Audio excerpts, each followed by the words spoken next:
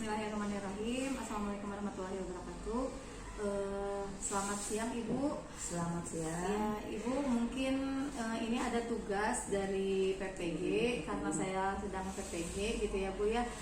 Untuk menanyakan beberapa permasalahan yang ada di sekolah. Jadi saya itu diminta untuk mengambil permasalahan-permasalahan yang ada di sekolah dan kemudian ditanyakan beberapa upaya yang dilakukan gitu ya Bu ya. Terus penyebab yang sebenarnya akar permasalahan dari masalah itu apa gitu ya, dari sisi Ibu sebagai Wakasek Kurikulum gitu. Jadi telah hadir bersama saya Ibu Eli Sohayati. Ini adalah seorang Wakasek Kurikulum di SMA Negeri 2 Subang ya Ibu ya. Terima kasih buat atas waktunya. Sama. Ya. Mungkin langsung saja kepada pertanyaan ya Bu ya. Yang pertama, menurut Ibu, apakah saat ini khususnya di satuan pendidikan ya Bu ya yang Ibu pimpin ini di SMA Negeri 2 Subang sudah banyak guru yang menggunakan metode pembelajaran bervariatif atau belum? Nah Bu, kalau misalnya sudah, boleh digambarkan kondisinya? Ya, keadaan kondisi ya, guru ya yang berada di SMA Negeri 2 Subang karena jumlahnya banyak dan juga bervariasi ya, ada yang sudah usia tua, ada yang banyak yang masih muda gambarannya. Dan karena untuk mengikuti perkembangan zaman abad 21 4.0 berarti guru itu dituntut untuk pembelajaran yang kreatif inovatif, yaitu untuk menggunakan beberapa metode atau model pembelajaran yang harus dikembangkan kepada siswanya. Misalkan metode itu kan ada metode ceramah, ada metode praktikum, ada metode diskusi, kemudian modelnya juga ada model pembelajaran berbasis masalah, yaitu ada PBL, ada PJBL, project, dan juga ada discovery learning. Nah itu mungkin guru-guru itu sudah bervariasi menggunakan metode-metode tersebut. Oke. Ya berarti gambarannya sudah ya Bu ya, sudah banyak yang menggunakan.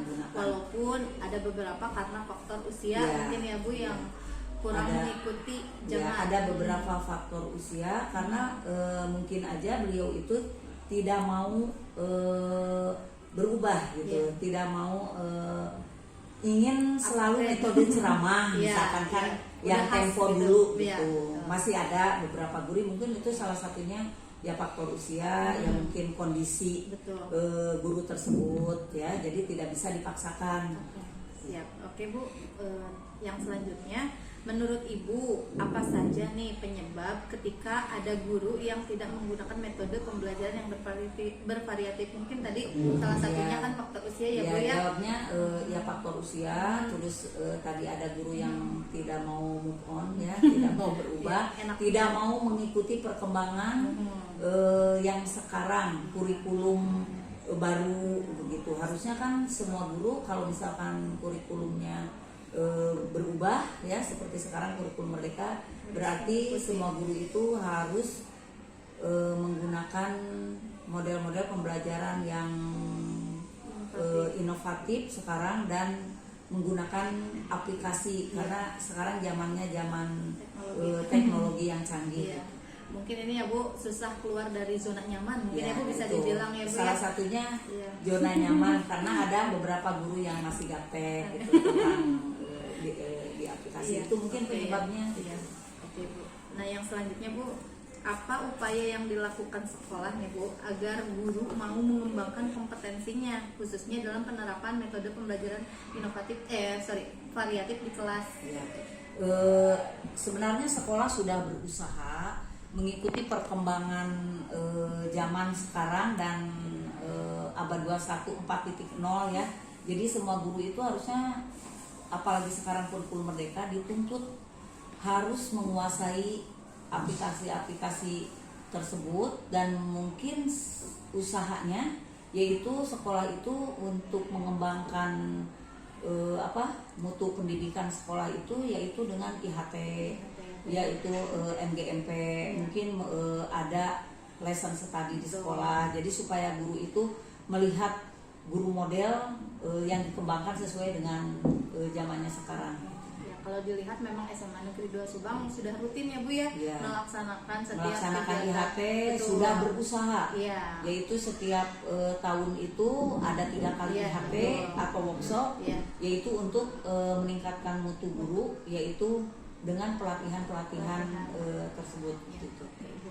Nah Bu, yang selanjutnya bagaimana upaya sekolah untuk mengatasi keluhan siswa karena guru menggunakan metode pembelajaran yang tidak variatif? Mungkin ada ya Bu, ke Ibu juga anak-anak yang curhat gitu, kalau misalnya guru itu misalnya kurang bervariatif jadi bosen gitu Bu, jenuh. Kira-kira sekolah mengupayakannya seperti apa gitu? Ya mungkin selain memotivasi siswa, kalian juga harus berkembang juga ya. Iya. Kalau misalkan ada guru yang tidak variatif, mungkin bisa dibantu oleh siswa sebagai siswanya, bagaimana supaya guru itu bisa bervariatif mengajarnya gitu, meminta misalkan untuk melaksanakan metode-metode yang baru, misalkan praktikum, misalkan jangan hanya merangkum saja, jangan hanya memberi tugas saja. Mungkin itu juga bisa siswa-siswanya juga memberi ajuan kepada gurunya. Kalau secara normatif sekolah mah sudah berupaya ya Bu Kalau ya. siswa juga dibilangkan karena sekolah itu sudah berusaha untuk meningkatkan guru, pelatihan guru begitu. Mungkin pengarahannya seperti itu pada siswa. Ya mungkin Ibu tadi itu permasalahan yang pertama tentang metode pembelajaran yang memang belum bervariatif ya Bu ya. Permasalahan yang kedua yang saya ajukan itu tentang penyusunan RPP Bu ya. Mungkin ini sesuai sekali dengan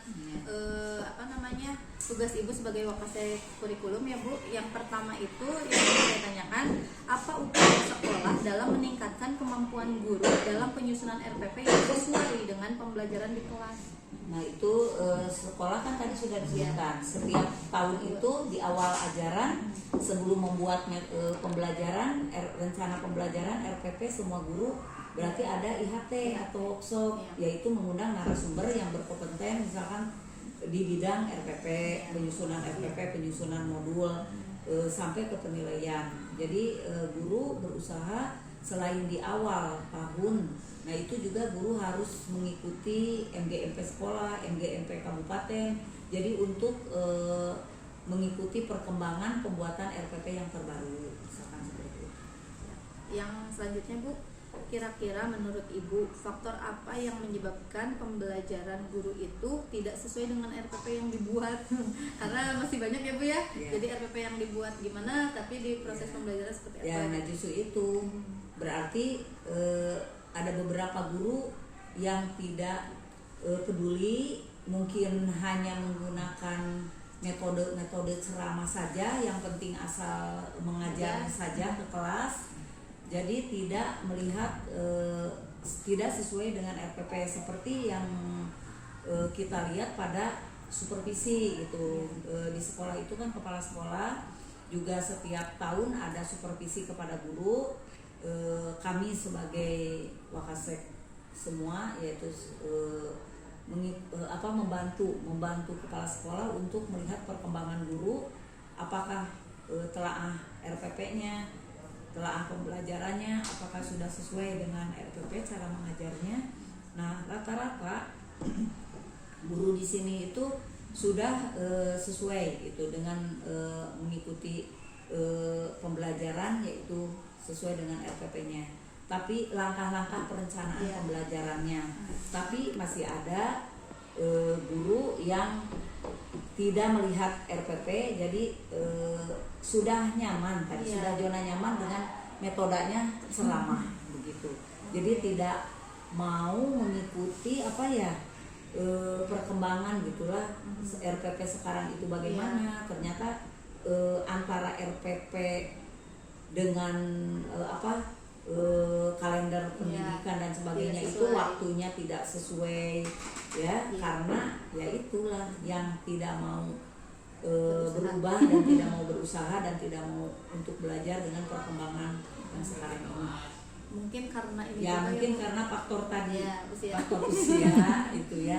Ya mungkin saja ada anak muda juga tapi tidak mau bertekad untuk tahu Iya. gitu. Berarti intinya mah memang jadi guru mah harus punya tekad dulu Iya, ya harus Bu. punya. Jadi konsekuensi jadi guru Iya, mah dan emang harus punya harus berubah. berubah Iya. sesuai dengan perkembangan kurikulum sekarang ya. Siap. Oke. Yang terakhir mungkin Bu, kegiatan apa yang dilaksanakan oleh sekolah agar seluruh guru dapat merancang pembelajaran yang sesuai dengan karakter siswa sehingga dalam pembelajaran yang dilaksanakan di kelas sesuai dengan perencanaan yang dibuat. Tadi mungkin ya Bu salah satunya dengan IHT Ya, Bu, IHT, kembali lagi. workshop, Iya. ya MGMP kabupaten, MGMP sekolah. Dengan MGMP sekolah saja sudah mengumpul guru-guru mata Iya. pelajaran. Nanti sharing kita sesuaikan bahwa RPP yang sekarang itu misalkan harus ada sesuai dengan karakter siswanya gitu. Jadi tidak melenceng dari arahan-arahan yang sekarang. Memang kan RPP itu bebas, ada yang 1 lembar, Iya. sekarang balik lagi ke beberapa lembar, tapi itu yang penting ada yang berapa langkah itu, ada tujuan pembelajaran kan, ada langkah-langkah pembelajaran ya, ada kegiatan inti. Iya.